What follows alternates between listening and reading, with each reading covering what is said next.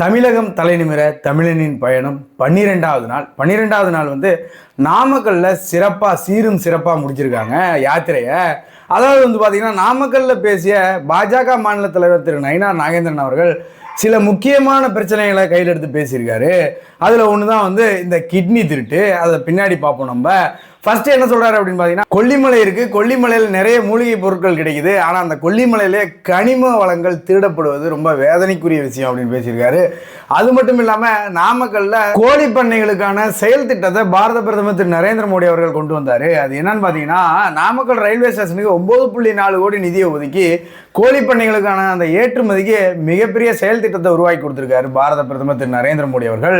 அதே மாதிரி நாமக்கல்ல தான் கிட்னி திருட்டு ஸ்டார்ட் ஆனிச்சு. நாமக்கல்லையும் கிட்னி திருடுறாங்க, திருச்சியிலையும் கிட்னி திருடுறாங்க.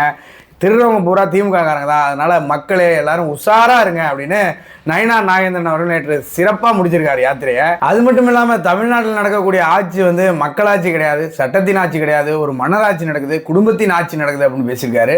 உதயநிதி அவர்களை முதல்வர் ஆக்க வேண்டும் அப்படின்றதுக்கு தான் ஸ்டாலின் இதுவரைக்கும் போராடி கொண்டிருக்கிறார் அப்படின்னு நயினார் நாகேந்திரன் அவர்கள் பேசியிருக்காரு.